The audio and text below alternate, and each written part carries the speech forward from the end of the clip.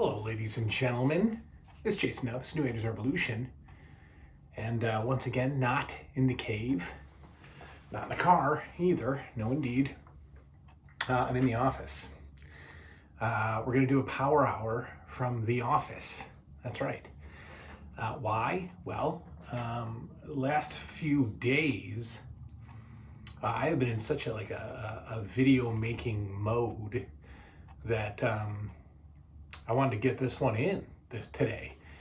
You know, tonight I got to take the children fishing. We have one last 70-degree day here, and kind of a heat wave. And both kids are mad about fishing right now. And so Liam got a bait caster pole, which apparently is impossible for most people to use, and will result in instant tangling, which will probably be instant tonight when we go.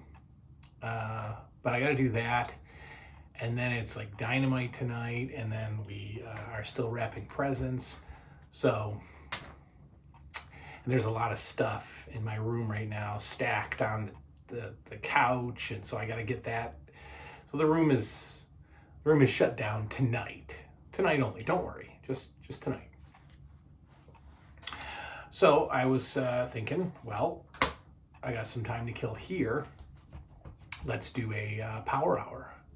We got two questions, plenty more in the hopper, but two questions. And my main man, Jackson Wells, is getting his question in. Yeah. I don't know what he goes by on the channel. Well, I do know, I just don't remember. But if you send a question and you want to be identified as your name or your YouTube name or whatever, make sure you include it, or else I'm just going to read off, the name that's in the email. So we got Jackson. He's coming up later. First, man, Vader Clone sent a question a while back, and we're just going up the email list. That's all. I'm not picking questions over other questions. I'm going up the emails as they came in, deleting them, and then going to the next one. So you're just in line. That's how this is working. The questions are on my phone, so I kind of jotted them down here. These are not verbatim, so I apologize if I'm leaving out any extra little nuggets that you included in your question. But Vader Clone basically says, we know you lived with your grandparents for a while. Have you talked about your parents much? What's the deal with your parents? And then he says, do you reminisce with them? Are they basically aware of your, love for the 80s? Do they add memories? Do they add on to memories? Do they basically give me information that I didn't have? All right, so let's start with that. The parents. My parents got divorced when I was 8, and that really started. I mean, I guess looking back, that started the decline of the parent-child relationship with me, anyways. I was and am, if that's correct. I was then and am now still angry about the divorce. I know that most would say, okay, get over it. Well, I have. But I'll always be disappointed that these two young people couldn't figure it out before having 3 children, right? I mean, let's have 3 kids. Let's set them up, right? Let's get their lives going, and then we'll act like idiots. We'll act immature. We'll get divorced and mess up the 3 kids' lives. Great idea. I think I got even angrier with them after having my own children and, going through some complications with their mother, but still remaining right there, still being there, figuring it out kind of deal, and not just taking off. Okay, so what's the relationship like with them? It's not great. I mean, my father lives about 8 minutes from me, 5 minutes from me, maybe.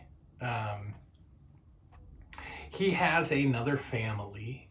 He met his wife about, I don't know, 25 years ago, maybe. She already had 2 kids, young. And so when they got together, my dad basically raised these 2 kids and saw us on the weekends or whatever the divorce, allotted, I guess. So there's some bitterness there, that, these kids got to be raised by a 2 family or father and mother, and the originals, the OGs were like, see on the weekend. That there's bitterness there. I have an okay relationship with my dad. I see him. I certainly talk to him and see him less than ever now. I think it's monthly, maybe. Yeah, it's not great. We don't my dad doesn't remember anything. He doesn't remember anything. So he is not a source of information from childhood. He doesn't remember anything. I don't know why, but he doesn't. So I don't talk to him about that kind of stuff because he doesn't remember anything. He knows about my ridiculous, collection. And he knows that I'm kind of fond of, the particular house that we lived in before the divorce. He knows that. But we don't talk about it much. My mom, on the other hand, I don't talk to at all. She lives about an hour and 10, 20 minutes from me. And we don't talk. We haven't talked for probably a year. And then prior to that, we probably didn't talk for a year. We don't talk. So, and there's a lot of history there. And I don't want to throw her under the bus and, get all into that. But, the bottom line is, if you have kids, you got to make better decisions. And I know that that's controversial. I know that I'm sure some of you who are watching this are maybe divorced, maybe had a kid with somebody you weren't married, maybe you split time with them, maybe you had a kid that you don't see at all. This isn't directed towards you. I'm talking about me. When you have a kid, you got to make better decisions.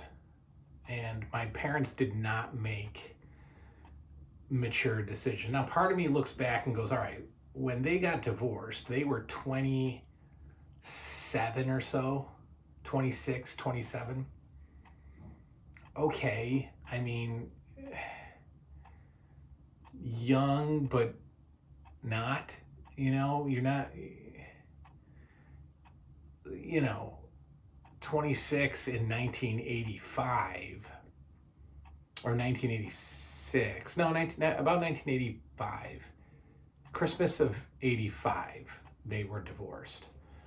So, you had 9 years of raising children, and that didn't, that matured you in the 80s. 26, 27 years old in the 80s,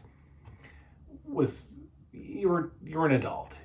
You were a fully established adult. 26 in 2022, you're a moron. You're a 15-year-old kid, right? So a little bit of me understands that they made stupid decisions in their youth, which led to the divorce. But you just, you don't do it. You don't do something so damaging. Both of them guilty of messing up and causing divorce. And it led to so much stuff, right? We couldn't live in the house anymore. We had to start moving. We started living in apartments like crazy. I mean, an apartment every year, it seemed. For a couple of years, several years, until my grandparents were like, they just scooped me up and I was out of there. They provided stability. So the divorce, nobody thought nobody thought that the divorce would end us living in the house, ripping us out of a school system that we had been in for years, throwing us in a public school system which blew our minds, financial destruction. Okay, you didn't think about that. Right? You didn't weigh that out. You didn't think about how, you couldn't hang in there maybe 6, 7, 8 more years. I don't know. Make it work. You got kids. Make it work. So anyway, I think I'm more, and then after the divorce, my mother made so many more bad decisions that led to disasters with her children. Thankfully, I was in the safe hands of my grandparents. My two sisters were not, and that ended in disaster. So, yeah, I don't know. I've just decided that I'm moving on from relationships with toxic people. Well, there you go. How about that? Which also leaves my kids with not the best grandparents situation. And first of all, nobody is going to compare to my grandparents. And I mean, they died in their late 60s. In 2011.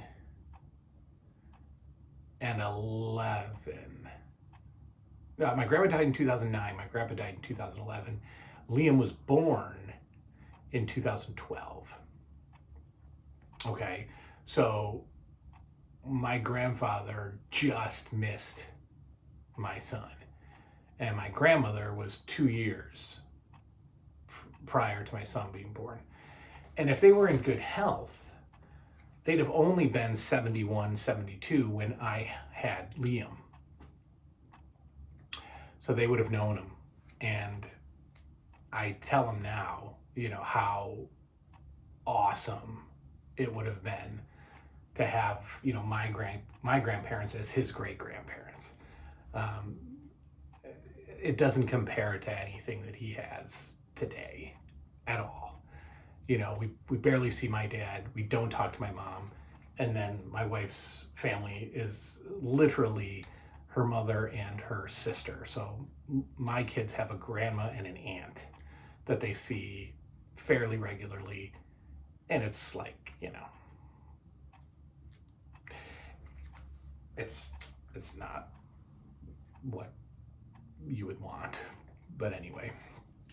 All right, there you go. There's your answer. There's a massively personal statement recap. Okay, so next up, Jackson Wells. He says, and I'm it's not verbatim here. He says, any smells bring you back to childhood? Do any smells bring me back to childhood? Sure, absolutely. we've already all talked about the way that toys smell. LJN wrestling figures sitting on my shelf today still smell the same way they did 35 years ago, especially when they're coming out of the package. Whew. Massive transportation back in time. But we already knew that answer. We already knew that. There are others, and I had to think about them for a little while. I cannot identify the plant, the flower. I don't know what it is. But there is a smell that's outside in certain areas, and I don't know what the areas are. I just show up, I'm outside, I smell something, and I go, wow, way back. Can't tell you what it is. I don't know. It might be lilac, but I don't think so. It's something. So there's a plant or a flower or something that literally transports me back to my childhood best pal's backyard. Absolutely, 100%. I don't know if he had those bushes. I don't know if he had those flowers in his backyard. I don't know if the neighbors did, right? Because I don't know what it is. But every once in a while, I'll be somewhere new or I'll be somewhere old or whatever, and it'll be like a fall day or a summer night or something like that, and I'll catch that smell of whatever plant, and right back to my main man Howie's backyard, 1985. My grandmother was not the best cook. She was not the best cook. She made a few killer dishes, knockout dishes. She made a tremendous chicken soup. She made a outstanding goulash, right? She made a pretty good beef stew. And that's where we ended. She wasn't a good cook. She well, two things. She was always worried about poisoning us. Salmonella, or salmonella as she called it back then. She didn't want anybody to get salmonella. So she would overcook everything. Okay. Chicken. I've never seen powdered chicken before, but my grandmother would cook a chicken breast so long that it became powdery in texture as you chewed it. I'd never eaten so much ketchup in my life when I was with my grandparents because I had to moisten everything. There was no such thing as rare. You'd think like a good steak meal would be just, all right, no.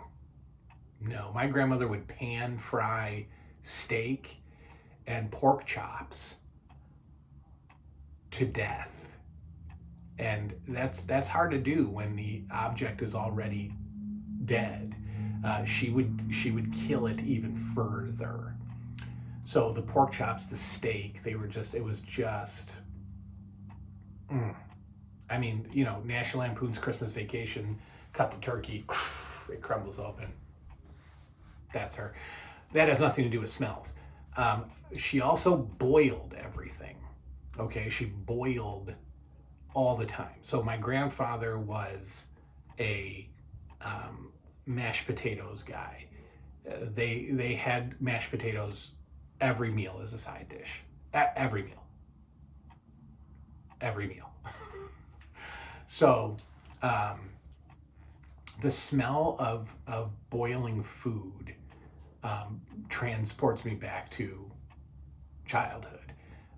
Because before I lived there, whenever we would go visit my grandmother or have dinner with them, something was always boiling on the stove, likely potatoes.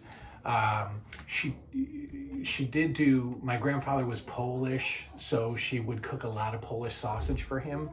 And apparently the way to eat it, if you're Polish, is to boil it, which is okay. I still like it that way today, but we're talking raw to cooked by boiling. Okay, that's about 3 hours.